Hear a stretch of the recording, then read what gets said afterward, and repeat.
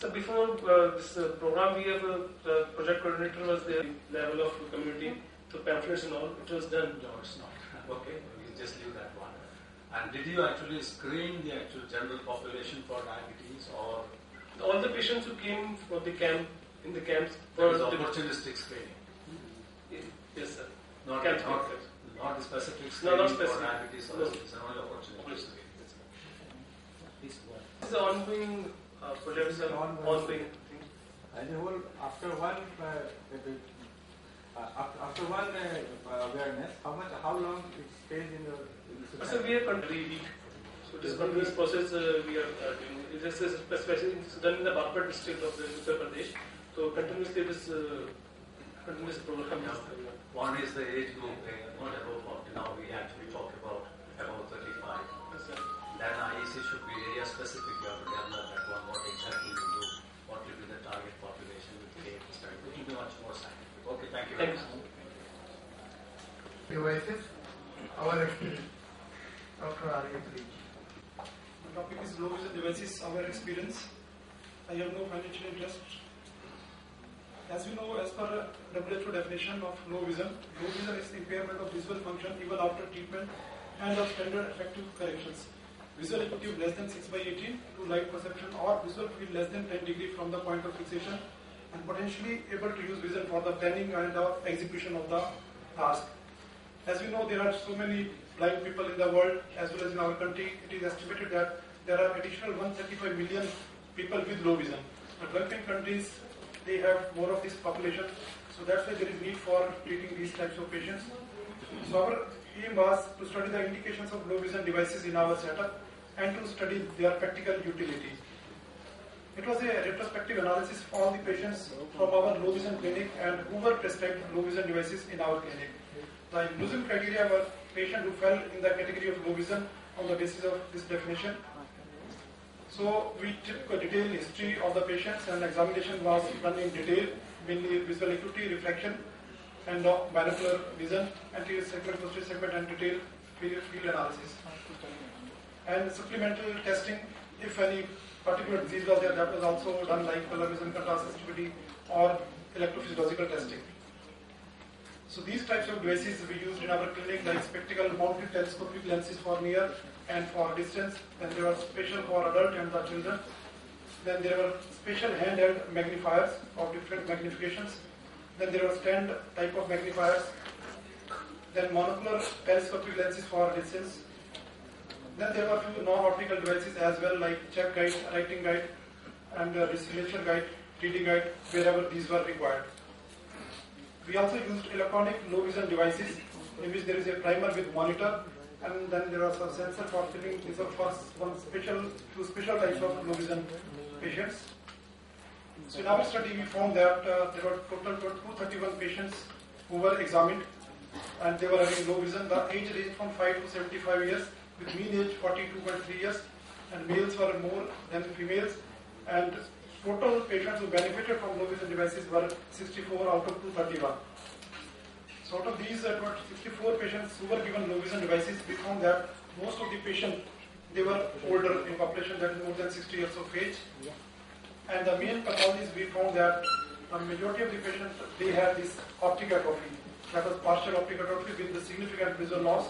And then few other conditions like retinitis pigmentosa, microphthalmos, they were also very common apart from this retinal macular dystrophies, and some congenital anomalies and colomas, etc. So these are the few conditions in which we found that patients are having low vision. So as I said, different types of devices were prescribed. So we found that stand magnifier, they were the most useful for most of the patients. Like 42% of the patients could be benefited by stand magnifier. Then other like handheld magnifier and other types of devices, they were also useful. Then this binocular telescope, they were also useful in many patients. Then there were other like self-illuminated handheld magnifier and stand magnifier with illumination. So these all were. So we tried to find out how many lines of visual acuity improved. So we found like in stand magnifier, the 4 lines of visual acuity was achieved in 29% of the patients. So that was the maximum out of all types of low vision devices. Like in handheld magnifier, 3 lines of vision could be seen in 50% of the patients. Similarly, near vision and distant vision, that also improved approximately 2 to 3 lines in almost 30 to 45% of the patients. So this we could find that improvement of visual acuity with the low vision aids that was different with different types of devices and depending on the clinical condition. So like we could see that even 612 to 6 vision also could be achieved in few patients in which initially it was in none of the patients. Similarly, near vision also that could be achieved in almost 24 patients because of these low vision devices. So to discuss line light with the stand magnifier that gave more satisfaction in our patients, and we found that low vision devices, mainly optical devices, they could improve the quality of the life in these patients. An integrated approach to low vision rehabilitation with emphasis on training in the use of LVAs exceeds the performance of other types of service that rely on the dispensing of more complex LVAs. So to conclude, most of the patients requiring low vision devices in our study were more than 60 years of age, and partial atrophy was the most common clinical indication, and stand magnifiers, they were the commonest low vision devices prescribed. Visual impairment has a significant impact on the patient's quality of life. Comprehensive low vision care, including low vision devices, can significantly improve the quality of life for low vision patients. Thank you very much. Thank you, Dr. Ali. For marking, only the rectified member should be presented from rectified. Sorry, not for only you. Everybody who will be presenting or who has presented so far. Thank you. Any question? Audience, please have any question? Not eligible for prize. Not eligible for prize. They can present, but they will not get marks and without prize. Presentation. They can present. Yes, presentation can be done, but they will be not considering for the. Recently passed out the postgraduates are other members. Who is a member only? Every everybody within the previously recorded people. Those members whose membership was rectified last conference in Hyderabad. It is not what you are saying, sir. No, everybody knows. Okay, go ahead. Gopeshwari, who will be speaking? Respected chairperson and good afternoon, audience. The topic of discussion is epidemiological study of pediatric cataract in Western Orissa. There is no financial interest. To introduce, cataract is the opacification of the lens or its capsule. Based on age, it can be divided into congenital, infantile, juvenile, presenile, or senile. 1 million childhood blindness in Asia is due to childhood cataract. In India, 7.4 to 15.3% of childhood blindness is due to cataract. The known risk factors being hereditary, metabolic, and other systemic diseases, including trauma. Most of the cases are idiopathic. Inadequate awareness of positive factors in society is also responsible. This is a hospital-based prospective observational study over 1 year of 62 cataract patients below 16 years who have visited our hospital from February 2012 to March 2013. They were examined by pediatrician and ophthalmologists. The examination done were determination of type of cataract under slit lamp, vertical and horizontal diameter of cornea, intraocular pressure, calorimetry, axial length, dilated fundoscopy examination, and examination under short anesthesia for uncooperative children. The biochemical test done were Benedict's test, glucose oxidase and peroxidase test, torch test by ELISA. Parents were interviewed in local language regarding pre- and postnatal history, consanguinity, family history, and socioeconomic status. The cases were divided into traumatic and non-traumatic cases. Traumatic cases were either hereditary, secondary cases, congenital rubella, and undetermined cases. This pie chart shows the maximum number of cases belong to the non-traumatic cases, around 83.8%. Here we can see the bilateral cataract is more common among the subgroups of the non-traumatic cataract in all subgroups, while the maximum number belongs to the undetermined group, that is 73.07% belongs to the undetermined cases. This pie chart shows the male outnumbers the females.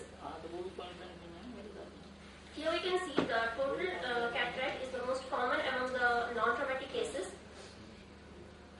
In this table, we can see the below 1 year of age, the maximum number belongs to the undetermined cases, that is 24. In secondary cataract, out of 8 patients, 2 had uveitis,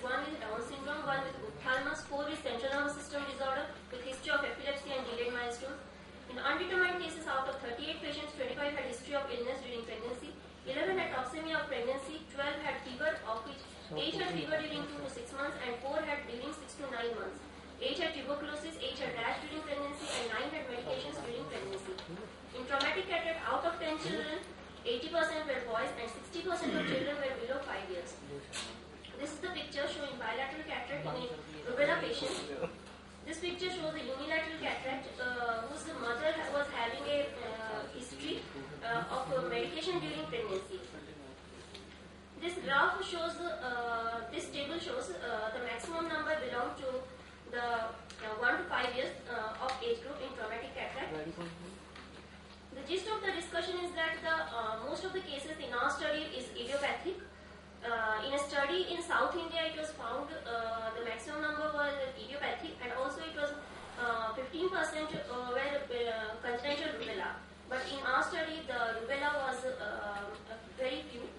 So, and also in our study, we found, we reported no sugar cataract, but in a study in North India, sugar cataract was a common. Majority of cataract in Western Orissa are idiopathic. In our study, history of drug ingestion and maternal illness during pregnancy was present, but significant correlation could not be established due to lack of history of composition of the drug ingested. In conclusion, almost 15% of non-traumatic childhood cataract in Western Orissa are caused by potentially preventable causes.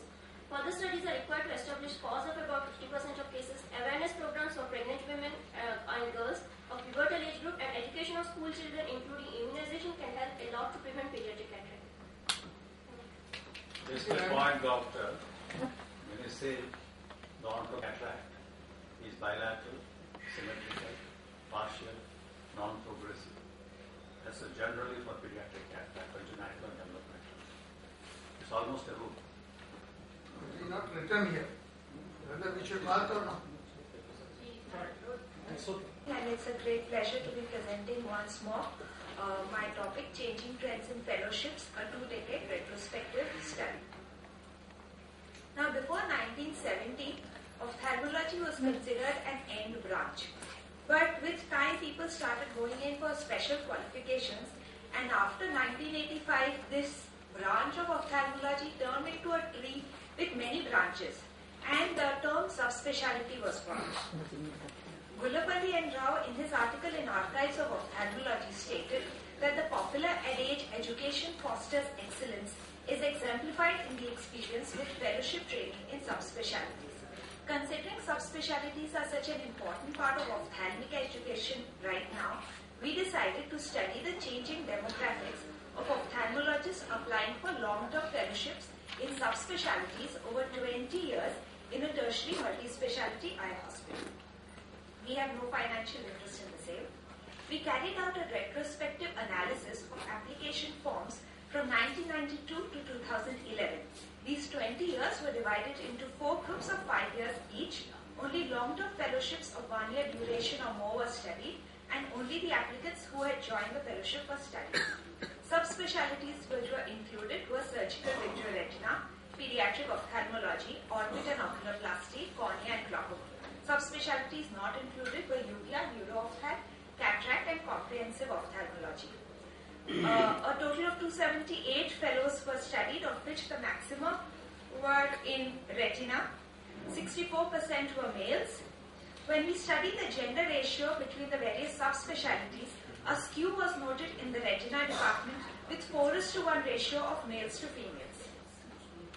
A heartening finding was that in 1992 to 96, the male to female ratio of applicants was 2:1, while in 2007 to 11, the ratio was 1.1:1. A very interesting finding when we studied the moiety status was that in 1992 to 96, the married versus single fellows were the same, while there has been a great increase in the number of married fellows. We then went on to study how many had children and not. Now, these two were very important findings as far as I was concerned, because when I decided to enter fellowships, a lot of my seniors had told me that if you're married or if you have children, then that can be held against you during the interview, or the examiners might not be very impressed with that. But that is clearly not the case as far as evidence is concerned. Another interesting finding was that the average age of the applicants has increased, and the age group of 31 to 35 has increased over the last few decades. In the year 1992 to 96, retina and pediatric ophthalmology enjoyed popularity, while right now all the subspecialties have equal number of fellows. When we studied where these fellows had hailed from, Maharashtra had the largest number of fellows. This helps to identify where this trend of subspecialties is booming right now, which happens to be Maharashtra. But as we can see, most of the other states also have a lot of fellowships. Then we studied where they had done their post-graduation from, and a large number of them had done it from Tamil Nadu. And considering our study was in Tamil Nadu, this was not such a interesting finding. The shortcomings of our study was we had a selection bias, and only the applicants who were selected for the fellowship were studied, and this is data from a single eye institute. There have been a number of studies which have spoken about the importance of subspecialty fellowships. And also, A.K. Grover in his editorial has written that training in subspecialties is a prime requisite right now. In conclusion, I would like to say that this is a first of its kind study, and it holds importance not only in the way we teach ophthalmology, but also in the way we practice ophthalmology. I came from a government medical college from my post-graduation, and we had general ophthalmologists who taught us all about ophthalmology. But a lot of medical institutes right now have the students go to a uvea clinic to learn about uvea and a retina clinic to learn about retina. And I wonder how different that is from us. Also in general practice, earlier there were general ophthalmologists who practiced everything. And right now with subspecialties, it is a trend of group practice and multi-specialty eye hospitals. Thank you. Thank you, madam. The certification by the university, the fellowship program was started for any 1 year duration and for visual retinal about 18 months. And it was extended to even to see private people also. And with regular selection criteria, one expert coming from the outside the state and inside the state, and selection. At the end of it, you have a small examination also. Very structural. Now you have some problem with the Medical Council of India that will continue to happen. Even to run a fellowship, you are supposed to take permission of the Medical Council. Fellowship is not a degree. It's only a capacity building program, isn't it? In some specialties. Where is the need to have permission of MCI? Because you're not awarding degrees. And you know, Your controversy remains. I need to add something, sir. you know, so you must learn this thing. Ophthalmology of cataract and the glaucoma. By digital orders, your chronometry.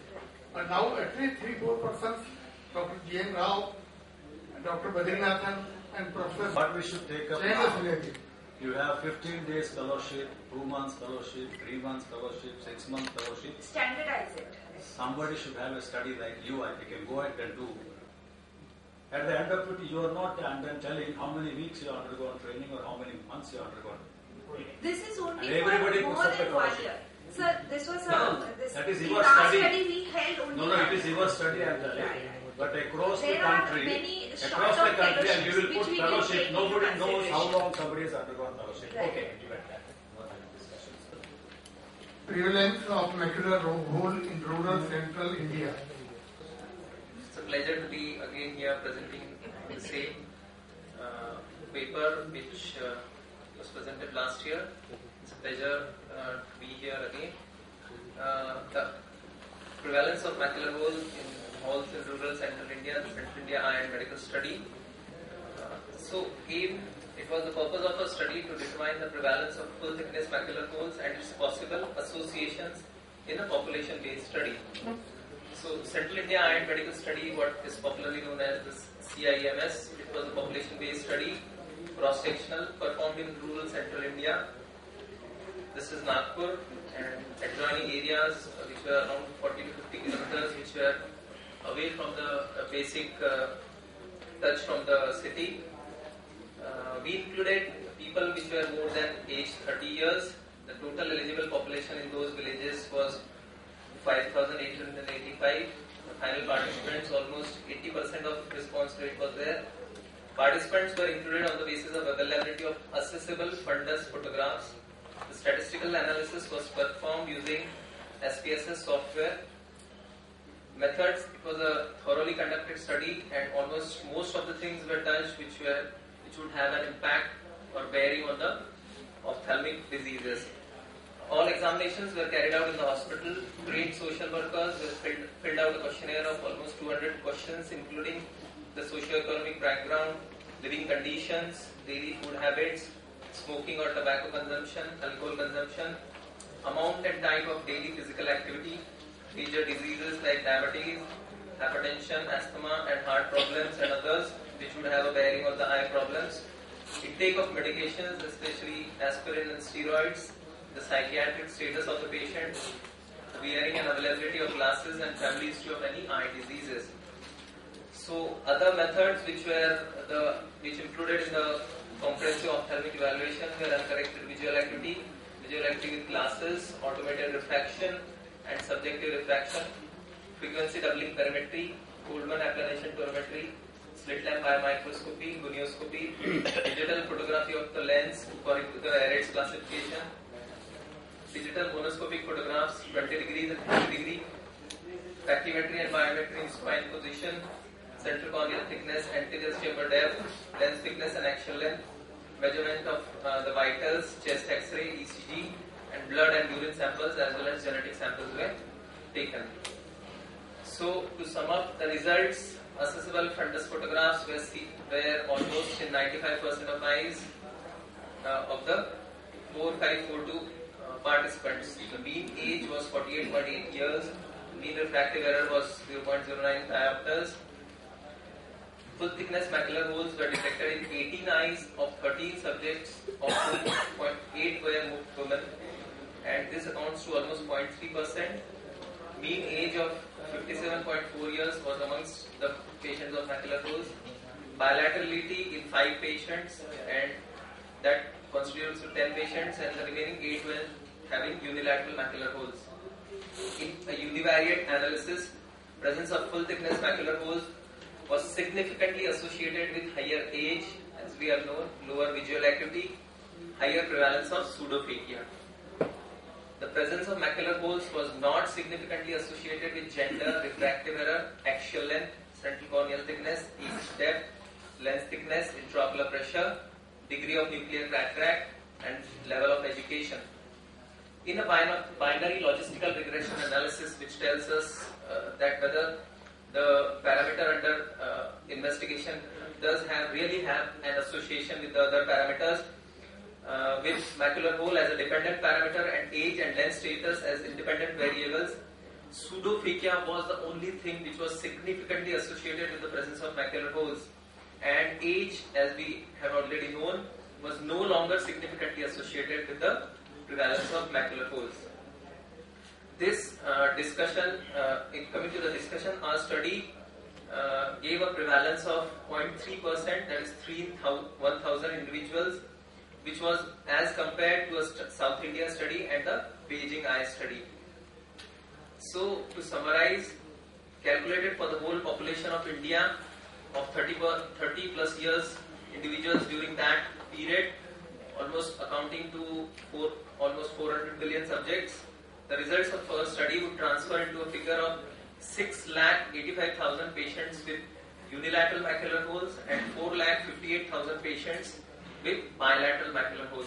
And this sounds good for retinal surgeons because there are so many macular holes if we do a proper screening in the periphery also. Also, it translates into 1.1 billion patients with unilateral or bilateral full thickness macular holes. So, full thickness macular holes occurred in about 2 out of 1,000 eyes, or in about 3 out of 1,000 participants in the study. After adjusting for age, pseudophakia increased the risk factor for full thickness macular holes almost about 10 times. The study did have some limitations because it didn't include all eligible subjects, because the response rate was just 80.1. It just crossed the requirement for a standard population-based study, so that a selection bias could have accentuated the estimates and masked the others. The accessible fundus photographs were available only for 95% of subjects, and OCT was not performed for detection of macular holes in their early stages. Thank you. Why you choose macular hole for this? Actually, this is a large population-based study where a lot of other things have also been discussed, also included in that, especially related to the fundus imaging, especially the prevalence of abnormality of the optic disc, prevalence of glaucoma, prevalence of drusen, prevalence of early, intermediate and late AMD, and all other factors such as BRVO, CRVO, diabetic retinopathy and all that stuff. Your finding of, you said age relevance. In anything to do with age, or will have the visualisis or the posterior vitreous detachment and the traction, what's going to happen. Yeah. You may get a partial thickness one, not very rarely full thick, unless otherwise you further study That's what- to make, you know. Yeah, we need to look out what all vitreous related changes are associated with pseudophakia, which would that should be an OCD based studies, which we have currently been into practice, like the Central India Spectral Rovin OCD study. Probably we would be able to throw some light on this aspect through that study. And we didn't look into that aspect because. Yes, all right. Thank you. Okay, thank you. Thank you for the opportunity. Now I invite Dr. Kuldeep. Physical rate is not a good indicator to measure cataract blindness and the role of gender in assessing cataract treatment services. Basically, I am looking at our hospital's data from the point of view of Vision 2020. Like we all know that Vision 2020 program deals with prevention of blindness and treatment of blindness. We look into whether the cataract blindness or cataract program is going on track is a cataract surgical rate.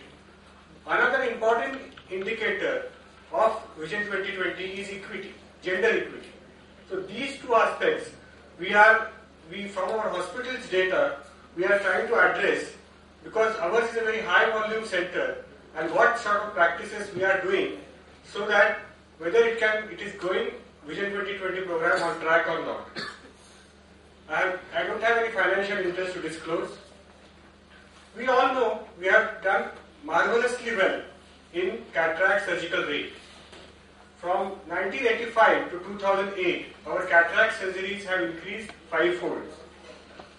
But still, the recent surveys done by rapid assessment methods in Gujarat or 5 districts in India show cataract is still the leading cause of blindness. So what is happening? We are doing cataract surgeries in 20, but cataract blindness is not going down. Why? Is our monitoring indicator wrong, or we are not doing cataract surgery on the people who really need it, or our data is fudged? What is the reason? We all know cataract surgical rate is the instrument that is used to measure cataract blindness. It is the number of cataract operations per million population per year. It is the quantifiable measure for delivery of cataract surgical services. And if this data is collected accurately, then it is a very good indicator as far as cataract program goes. Now, let's look at the gender part, equity part. We know that in India, female and male gender inequality in terms of social sector is there. So what is happening in the health sector? There are studies which show that the cataract is more in females for a variety of reasons. Mainly risk factors. Females live longer than males. Access to services, social factors, like they are not the decision makers of the family. Rural population, females don't access services unless until they are escorted. So these all reasons are leading that females are more blind as in comparison to males. Now, to assess these issues, what is happening in our hospital or as far as program goes, we did this study from our hospital's data. For assessing the issue of sustainability of CSR as a monitoring indicator, we looked at the preoperative vision of the patients who undergo cataract surgery. We also looked at the barriers for accessing services late when the vision was less than 6/60, and if the access services better when the vision was better than 660, we call them as the enabling factors, and we compare them with respect to gender. Now, these are the two major types of surgery that we do: small incision cataract surgery and phaco surgery. As far as CSR goes, it has to measure persons who undergo surgery when the vision is less than 6/60. Now, if we look at this data, almost 45% persons in SICS group and almost 70% or 67% persons in phaco group are getting surgeries before they are blind. So this also adding to cataract surgical numbers. So people who are actually blind, they are not getting services. Our cataract surgical rate is increasing because we know that in India almost 70 to 80% of surgery is done in private sector, and now with the advancement of phaco, we are doing more and more patients when the vision is 6'9" and 6'12". So that is increasing the cataract surgical rate, but actually those whose vision is less, they are not accessing those services. So the problem remains there.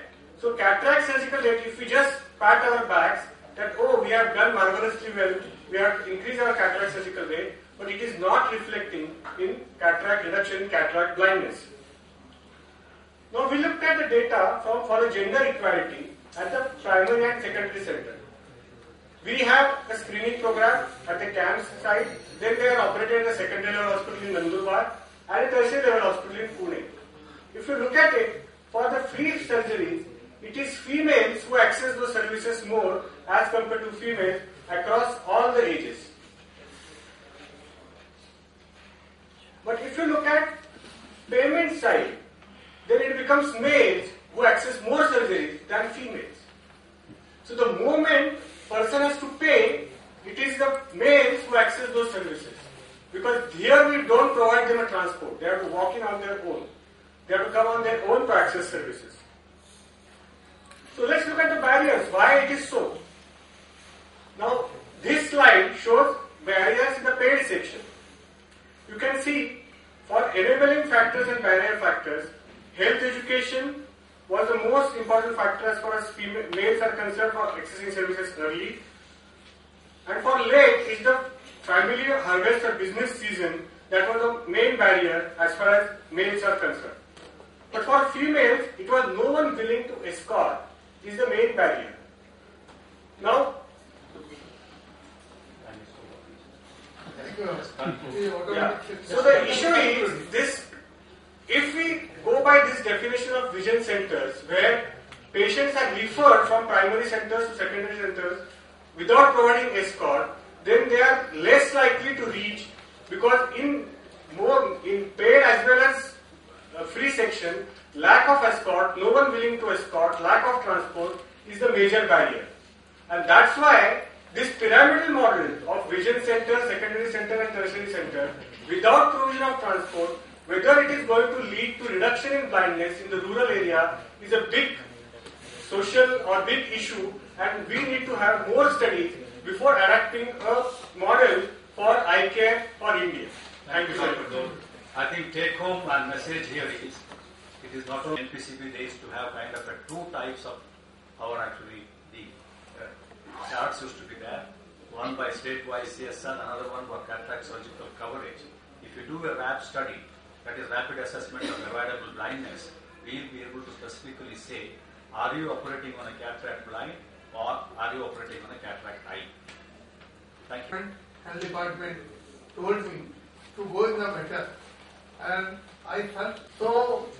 When it was started there, the Aadhaar card or the photograph.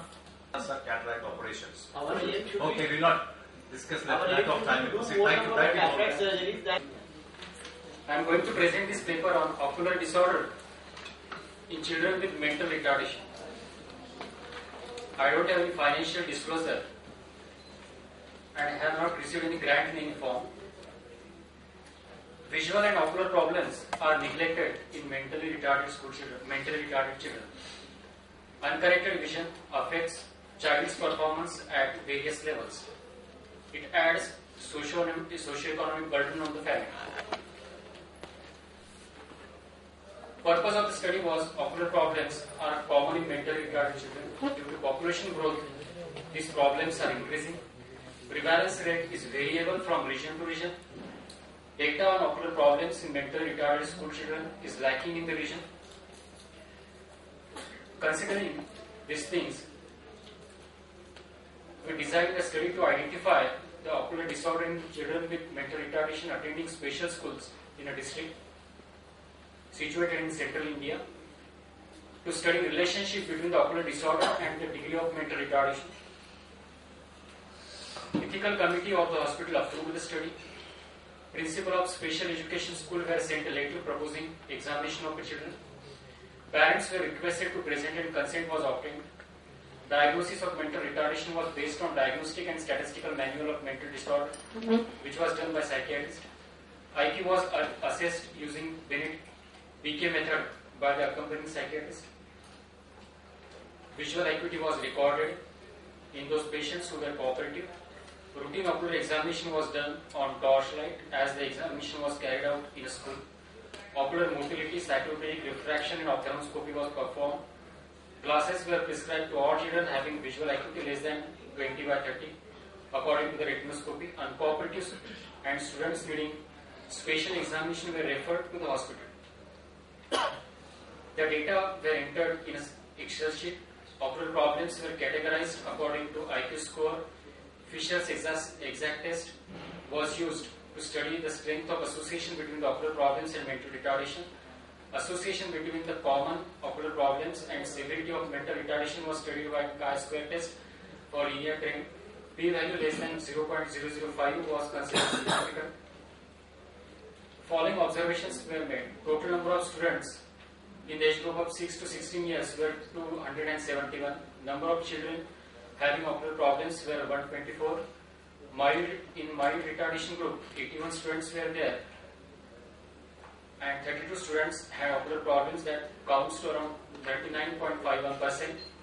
There were 115 students having moderate mental retardation, and out of those, 47.72% had ocular problems. 61 students had ocular problems. Severe mental retardation had more ocular problems, that is 29 out of 42 students had ocular problems in severe mental retardation group. The common ocular problems were seen in these patients were refractive error, strabismus, nystagmus, corneal dystrophy and cataract. Amongst the refractive error, myopia counted most to the tune of 60%, followed by hypermetropia and astigmatism. This is the distribution of ocular disorder in children with learning disability. There were other disorders which were seen were optic atrophy, congenital ocular anomalies, retinal dystrophy, ptosis, vitamin deficiencies, and microcystitis. An association was studied between the severity of mental retardation and ocular problems. The number of students having profound mental retardation was small in number, that is only 2 patients in profound mental retardation and problem. So they were incorporated in severe mental retardation group for the statistical analysis. Significant statistical association was observed between the severity of mental disability and ocular morbidities. It is p-value of 0.014. The risk of getting ocular morbidities among the severe mental retardation in children was more as compared to mild mental retardation, that is odds ratio of 3.39 in severe MR group. However, no association was seen between the level of mental retardation and the refractive error and strabismus. We studied refractive error and strabismus because these were the common problems which came across during the study. The highlight of the study was significant correlation between the severity of mental retardation and ocular morbidity.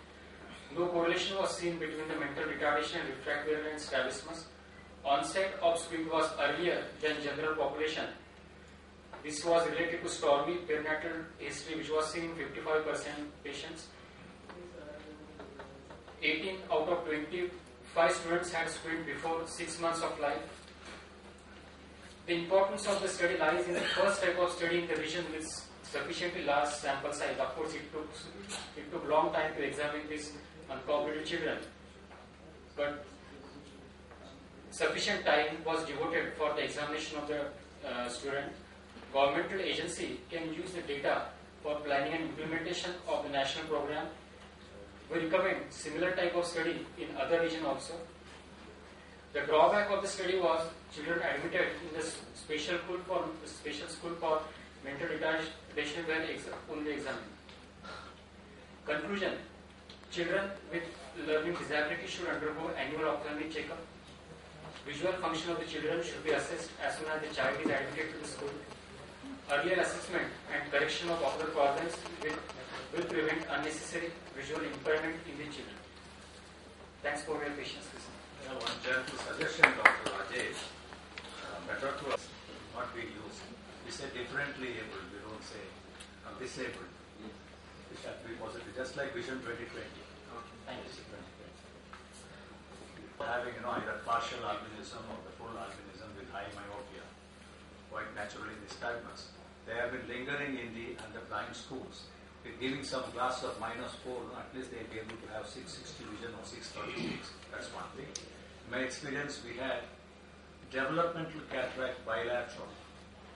And Bangalore, I was there from Ballari, and then 2 siblings were brought for surgery at the age of 11. They were lingering in the blind school. Bilateral developmental cataract, admitted to blind school. Parents, because of poverty, they admitted. So I think all these blind schools, mentally actually, and then you see, challenge, they do require not only eye examination, they require the general examination also. Thank you. That's the take-home message. Good. Optics, refraction, contact lens. Another 5 papers. So now I call Dr. Rajkumar Chaurasia. I just want to share my observation. As the PCO will develop, it shifts the reflection toward hyperopic side and no tangential interest. As we know, in late post-op period, posterior capsule of prescription is a major cause of diminished vision. And we also know that it is caused by many remnant glands epithelial cell proliferation and migration, epithelial mesenchymal transition, collagen deposition, lens fiber transition, and all of these processes are influenced by cytokines, growth factor, and extracellular matrix protein. Various studies have been done, and they have employed different changes in IOL as well as the procedure just to reduce the PCO. And even then, it is a unavoidable complication. The aim of the study was to observe the change in reflection after the development of PCO in uncomplicated phacomuscle surgery. I collected 100 of patients. It is a retrospective study. At least 6 months after unavoidable phacomuscle surgery. All surgery were done by the same surgeon, and all free of checkup was done. And cases with retinal pathology, corneal pathology, and lens malposition, and silical vitreous, pediatric cases, and any vitreous case were excluded from the study. So this is exactly what is happening. The case done somewhere else, it presented to us. See the reflection in the left eye. You will notice that it is +2 with -4, and the case also is accepting +1.5 with -2.5 center. So this is the left eye PCO, and this is just after ER care, 7 days of ER care. Now there is no hyperopic, only cylinder is here. Another one case. This is just 1 month after surgery. The reflection is 0.5 cylinder. By retinoscopy, this is manually. And this is after 3 years. Now it is +6, and the cylinder is almost same. And it, manually is not accepting anything. And after 7 days of ER care, it is now +0.5 and 0.5 cylinder only. Manually also accepting +0.5. One more quiz. This is +0.75 with +0.5 spherical in both eye and manually also accepting with +0.75 only with +0.5 cylinder. And it presented to us after 3 years. See the changes. It is +7.25 spherical. And we did, it was not accepting manually. We did ER cap in left eye. Now it from +6.5, 7.5 reduced to 1.5. It was almost same. So, in our results, majority of cases were female with more than 6 years of age. And out of 100, the refractive power increased by 0.5 to 7.5 in 14 cases, and plus 1 to 2.5 in 34 cases, and more than 2.5 in 26 cases. And out of 100, 10% were showing error in refraction, and in 24 cases, there was no change in refraction error, as well as PC was there. So in conclusion, in late post-op period, the hypermetric changes in refraction is a good indicator of post-operative capacity. Thank you. Most probably because of the using the power of posterior surface of IUL, because we are using almost Y-convex lens. So it is reducing the posterior power of IUL. Yeah, that's why the hyperopic changes are happening. And as well, as soon as we are removing that. How the PCO is affected? See the refraction. No, it does. I am explaining. One minute. Either due to the curvature changes, or due to the index changes, or due to the position of the lens. Index changes. This is exactly. Be very specific. Again, position. Unless it shifts backwards, the lens goes backwards, you will have hyperop. If the lens moves forward, as a result of anything happening, pulling backwards also contribute. But the very fact that after your capsulotomy, if it has become normal, that means that that's an indication that there's something wrong with the capsulotomy. Full level lens, single piece, and even.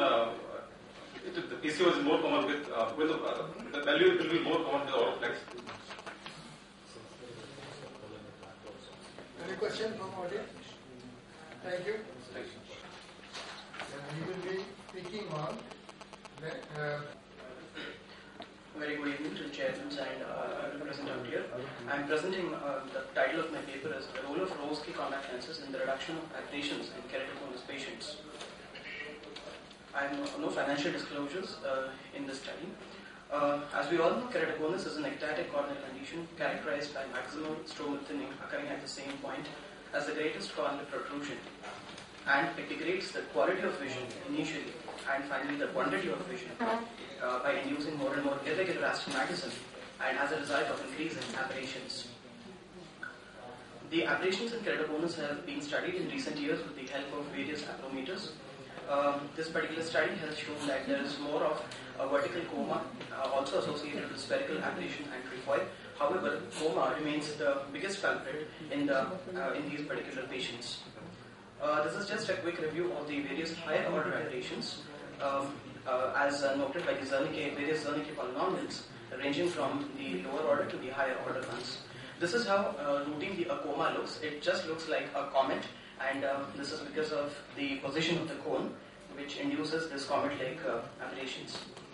The Rose-K contact lenses devised by Paul Rose from New Zealand has practically revolutionized the management of keratoconus and the way we now look at the management, and has also decreased the rate of the transplant procedures in the recent years.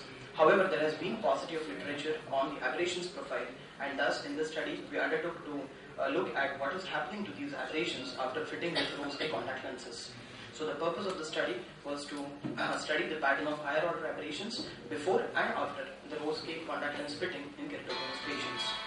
This was a prospective study undertaken at a tertiary eye institute in Bombay, the Lakshmi Eye Institute, where 21 eyes of 13 patients were included. We included all those patients who could be fitted with the Rose-K contact lens. The aberrations were studied before and after the Rose-K lens fitting using a ray tracing aberrometer. This is what we actually employed, a robust ray tracing aberrometer called the iTrace by the Hoya.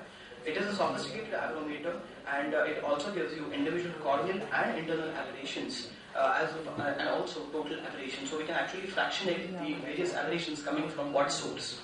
So this is the breakdown of the various Zernike terms. You can see that here they are the various charts showing the various aberrations and the amount of aberrations in microns.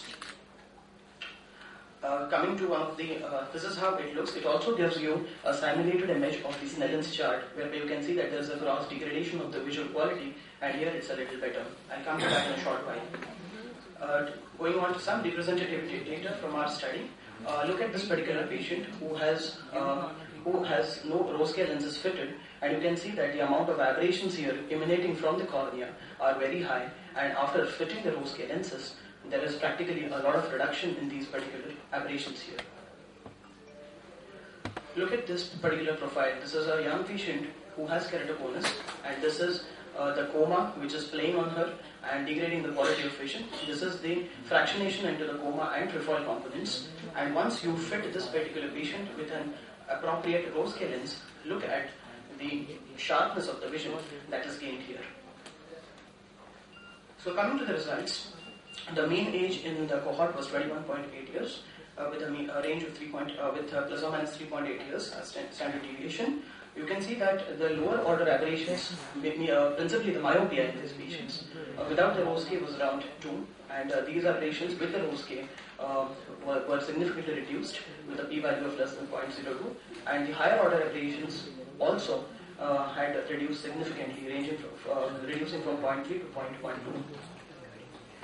Looking at more closely the pattern of aberrations here, look at this particular chart. On the lower order aberrations front, the primary astigmatism definitely decayed from around 3.5 to 0.3, and significantly so.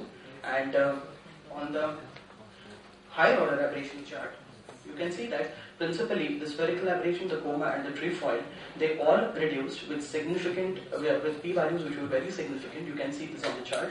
However, secondary astigmatism, which is considered to be that part of the astigmatism which generally doesn't get corrected, that also was not significant, but it tended to be clinically significant.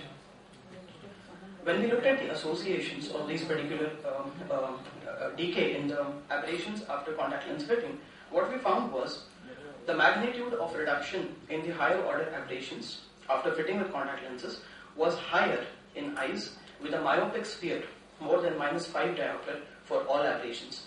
What this means is that if we intuitively try to feel that if a patient of a keratoconus has very irregular corneas with a very high cylinder, he'll have very high higher order aberrations, which is true. But after the reduction would also be related to his astigmatism, but that's not true. It's only the sphere that in this patient that is actually relating to the magnitude of reduction and not the astigmatism. There was no association between the refractive cylinder and the reduction in aberrations, except reduction in secondary astigmatism, and because secondary astigmatism finally is dependent upon your primary astigmatism. And this reduction was significantly higher in steeper corneas, meaning thereby that if you have a patient who has innately a greater sphere component, he would be benefited to a greater extent in with respect to the reduction in the higher order aberrations with these lenses. In conclusion, the rose K contact lens is an effective modality in reducing the lower order as well as higher order aberrations in keratoconus patients. The components of higher order aberrations are differentially influenced by the refractive sphere and cylinder and keratoconic eyes, and thus the keratoconus, in keratoconus, the rose K lenses are truly the aberration control lenses. To our knowledge, this is the first of its kind study which we have actually looked at, looking at the various patterns and the effect of the rose K lenses on these patients. I thank you very much for your patient attention, and I would be happy to answer any questions. Thank you. Any questions? Thank you, Dr. Bhangi. Scleral contact lenses, indication and outcome at tertiary eye center and northern part of India. I'll be presenting this paper on innovative scleral contact lenses, indications and outcomes in the tertiary center in northern India. We have no financial exposures to make. As you all know, scleral contact lenses are large diameter, rigid gas permeable lenses which wear on the less sensitive sclera and bond over the cornea, enclosing a tear film which optically neutralizes the irregular corneal surface. These fitting characteristics improve the patient comfort, enhance the visual functioning, and better maintain the ocular surface in cases where the conventional contact lenses fail. There have been a number of studies from the Asian subcontinents on the scleral contact lenses. These have been primarily based on the highly customized Boston ocular surface processes, which were fluid-filled ventilated scleral contact lenses. To our knowledge, there have been no reports on fluid-filled non-methylated scleral contact lenses, hence we are presenting our results. Ours is a retrospective study, including all patients who have undergone scleral contact lens trial at our center from April 2012 to March 2013. We've analyzed the disease indications, improvement in the visual acuity, as the relief in symptoms, and the challenges that we faced during the trial. The lenses that we have used were the standard design lenses manufactured by Innovative Sterile Limited at United Kingdom. These are the technical specifications. Majority of the patients are comfortably fitted with these standard designs. Our results of analysis of 38 eyes of 25 patients. The most common indication was Stevens-Johnson syndrome, followed by primary corneal ectasias, which included 2 eyes each of keratoconus, keratoglobus, as well as Melucin marginal degeneration. The visual improvement was around more than 2 cell lines was seen in 81% patients. There was a marked improvement in visual acuity in 3 eyes with ectasias. There was no change in visual acuity in 3 eyes. All these patients were of Stevens-Johnson syndrome. It was noteworthy, none of the patients reported a decline in the vision. The mean improvement in the visual acuity was 0.43 log MR units. This visual acuity was statistically significant by students' paired t-test. And for both subgroups of patients where we included ocular surface as well as ectasia cases, the improvement in vision was better. All patients reported a symptomatic improvement. This was depicted in better eye opening as well as the motility when the patient was taken outdoors in bright sunlight. We achieved a successful fitting in 86% of the patients. In 5 patients that we were not able to fit the lenses was because of shallow phonisis. These patients were then tried with the 15 mm mini-scleral contact lenses. One patient needed surgical intervention to reconstruct the phonisis before she could be fitted with the scleral contact lenses. The other challenge that we faced was the tendency to accumulate mucin and tear debris, which was seen in 5 of the patients. All patients learned to handle the insertion and removal of scleral contact lenses with relative ease. This is one of our illustrated cases. He's a 25-year-old male patient of keratoglobus.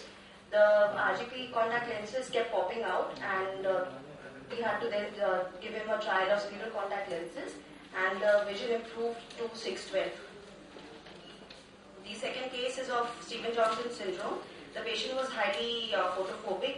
With the scleral contact lenses, the vision improved from 6/36 to 6/12. The patient was very happy after this, and he was very happy because the amount of eye opening and the computer usage will become much more comfortable, and he was far more happier with the work profile. And he was also happy with the amount of decrease in the topical medication. So when we are comparing our results with the other published reports, we find a similar sharp and dramatic improvement in the visual acuity with a very high statistical significance in almost all the papers. This can be attributed to the rigid structure of the contact lens, which falls over the cornea. We also find that the contact lens covers almost 80% of the ocular surface, both the cornea and the conjunctiva. This decreases the evaporative loss. It also prevents the mechanical trauma from the eyelid, and the tear reservoir, which is enclosed, helps by washing out the pro-inflammatory agents as well as decreasing the osmolarity of the precordial tear film. This improves the symptoms of the patient and enables and allows the patients to participate more in the numerous activities, which is depicted by the symptomatic improvement noticed in all papers, either measured subjectively by questionnaires or by objective assessments using either ocular surface disease index or National Institute of Eye questionnaire. We found that only 36 of the patients whom we found to be very successful actually went ahead and purchased the contact lenses. This is in sharp contrast to the reports from the Western literature, where there is only 38% dropout result. I would attribute it to the high cost and lack of availability of these lenses. We must also accept that there has been the sources of bias in selecting the patient, because most of these patients were referral patients, and referral patients who would be more likely to be accepted benefit from the scleral contact lenses, as well as the placebo effect. After all, fitting the contact lens of costing 50,000 patients who are dispensed only in select centers. Concluding, Innovative Sterile Contact Lenses in our study has given comparable results for visual and therapeutic rehabilitation in patients of end-stage ocular surface and corneal ectasias. Our results were comparable to the Boston ocular surface prosthesis. In cases where they were difficult to be fitted with 23 or 18 mm scleral contacts, mini-sclerals with 15 mm benefited. High cost is a limiting factor in the wider dispensing of this valuable and validated tool. These are the differences, and thank you. Indian ventilator plays No, sir, not yet. They have to be imported either from the Moofles Eye Hospital or from Boston Surface. Boston. Or something else.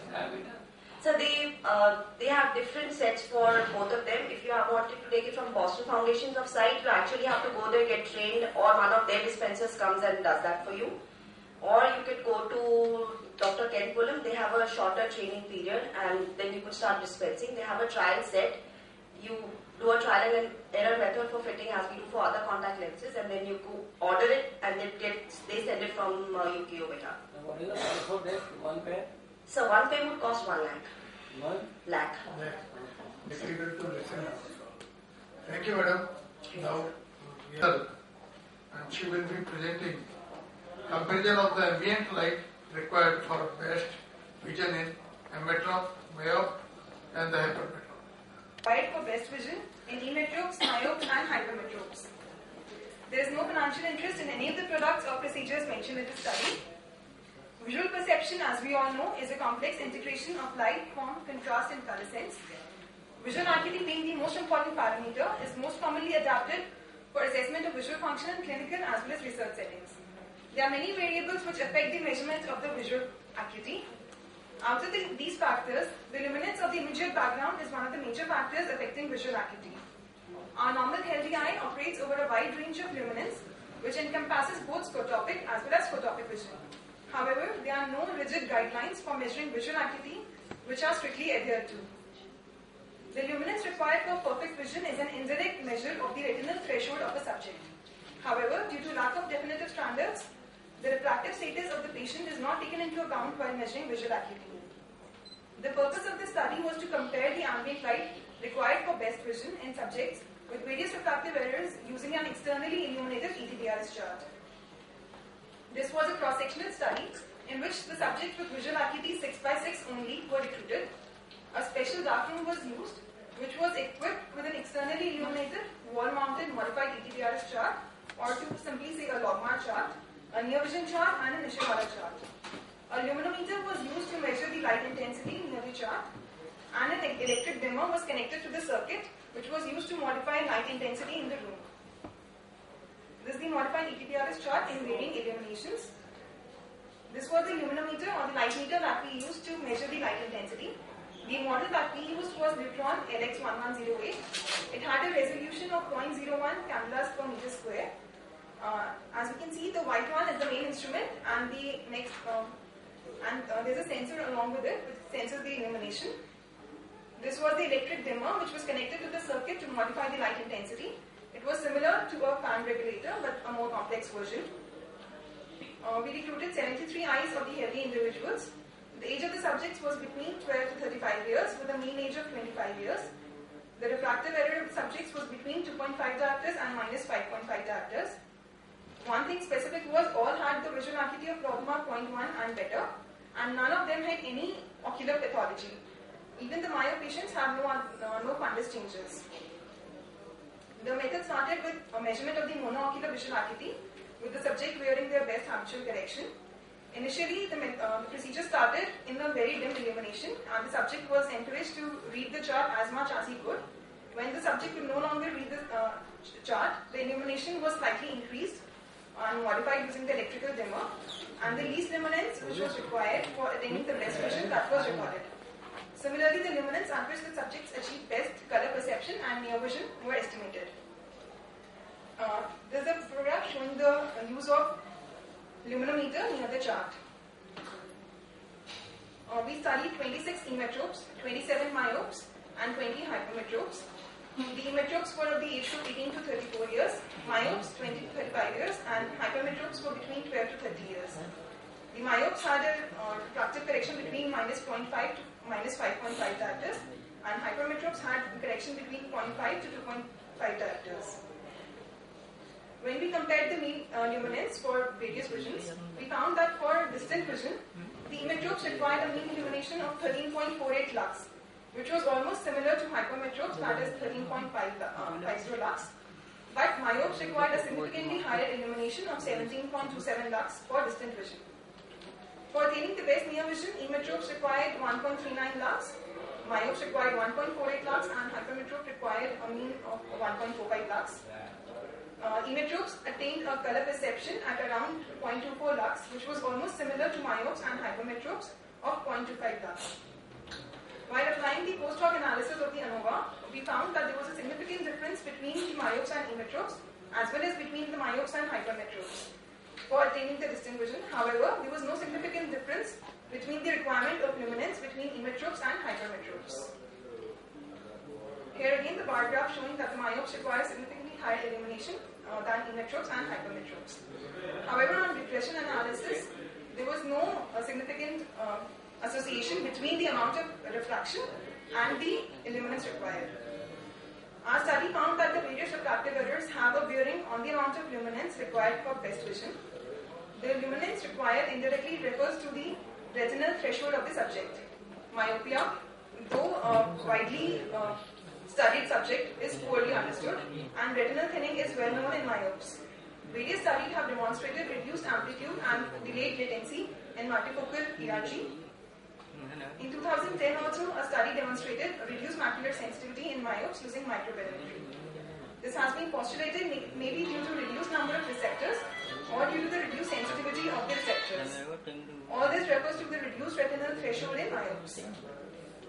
I'd like to conclude my presentation by saying that definitive standards for measuring visual acuity is the need of the hour. Various ocular pathologies, simplest being the refractive error, should be taken into account while measuring visual acuity. And myopes have a considerably reduced retinal threshold than emmetropes and hypermetropes. Thank you so much for the patient here. Doctor, you are compared. So, there is no association between the and emmetropes or hypermetropes. There was no significant association. What do you think? Have you really looked into it? I have looked into it, the various studies that were conducted. Okay. Even they have not found any significant association between the amount of myopia, amount of the refraction that the patients have. Simple myopia versus pathological myopia. Most of the studies are of pathological myopia, whereas my study was only of simple myopia. Exactly, that should be the difference. With pathological myopia, you can expect changes in the eye already. Thinning out everything will take place. Actual length is more than the stretching is there. You can imagine that you can expect that from the pathological. Thank you. Any other question? Any question for Martin? Okay, thank you. Last speaker. People on the chair and coming up, there are no financial disclosures.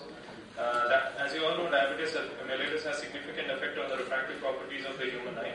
Dysregulated blood glucose levels can result in subjective symptoms of blurred vision and refractive changes. This study investigates the transient changes in refractive elements of the eye following intensive glycemic control. To quote, Schufanglin et al. Found that intensive glucose reduction in diabetes mellitus results in transient hyperopia and blurred vision. Aims and objectives to investigate the change in refraction, the lens thickness, anterior chamber depth, and axial length in patients immediately after control of hyperglycemia and following stabilization of the refractive error.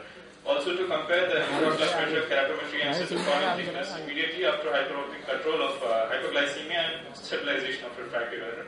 And finally, to postulate mechanisms for the above. Materials and methods. It was a hospital-based prospective study. 50 eyes were enrolled for refractive changes, 20 eyes for biometric parameters. Inclusion criteria included acute hyperglycemia with FBS more than 250, random more than 350.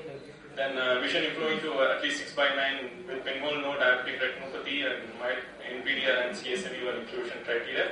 Exclusion criteria mainly the people with media opacities and other pathologies are excluded. Non-compliance to treatment and follow-ups was also considered. Dysregulated blood glucose levels after the phase of intensive glycemic control was also an exclusion criteria. Ophthalmic examinations were done at 1 week presentation, 1 week, 4 week, 2 months and 3 months. They included visual acuity, refraction, intraocular pressure, slit lamp and fundus examination.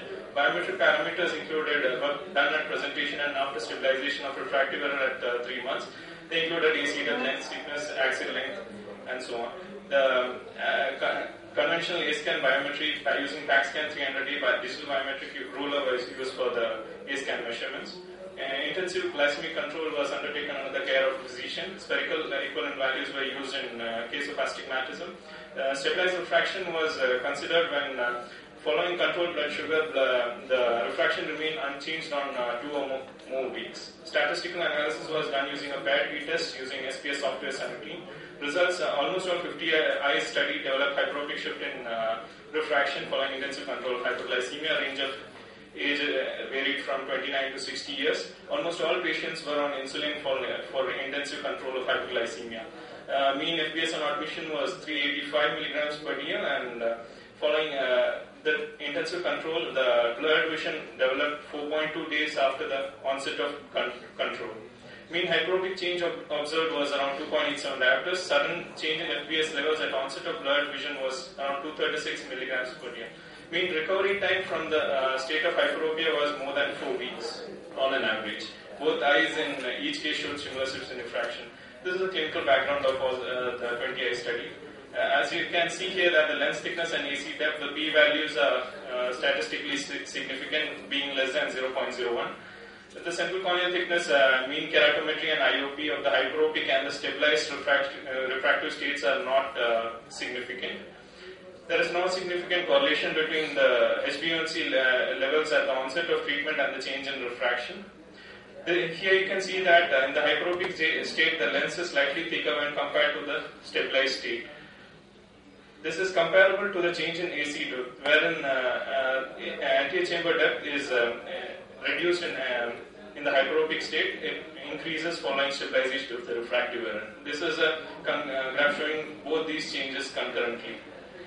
This is a graph showing the refractive changes with change in lens thickness. There is no significant correlation between these two.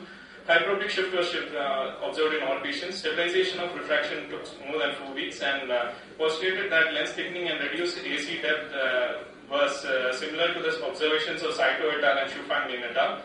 The cause for refractive changes has been postulated to be due to change in the thickness of the lens along with the change in its refractive index. Saito et al. In a study on 10 eyes found similar changes following hyperopia, and decrease in the lens refractive index has been proposed for the transient hyperopia. Okamoto et al. In a study on 20 eyes found that reduction in the refractive index can result in the hyperopic change.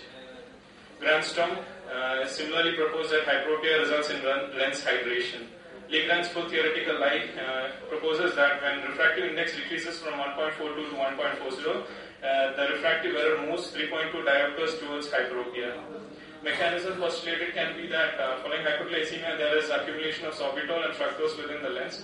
This following intensive glycemic control there is water accumulation within the lens, and the accumulated sorbitol and fructose retain this water, and this lenticular swelling results in decreased refractive index resulting in hyperopic change. Intensive glycemic control can result in blurred vision, and following this patients request a change of glasses. Ideally they should be deferred, and they should not be prescribed glasses following only prescribe them following the stabilization of the refractive error. Conclusion: degree of transient hyperopia is dependent on the rate and extent of reduction of blood glucose levels. Hyperopic change in refraction, increased lens thickness, and decreased anterior chamber depth were observed. No significant changes in axial length, intraocular pressure, keratometry, and central corneal thickness. Limitations: a number of patients studied. A-mode scan with a solid probe has its limitations. We did not observe the refraction at the onset of hyperglycemia. Further prospective investigation is necessary to elucidate the mechanisms involved. These are my references. Yeah, so that concludes. You should look into the actually in terms of hyper and aqueous. It's also very, very important. Yeah. Either the fluid is going in or fluid is coming out. You look into that also. Of the cortex versus the nucleus. Yes. That will let you also study as well. Any questions? Almost empty, always empty. Thank you very much. Thank you very much. Thank you for patience. Sudesh Kumar Arya. Your subject? No, Nivedita it's not. It's not considered. Visible. You see the number. You see the number. Third is Sudesh Kumar. Yeah.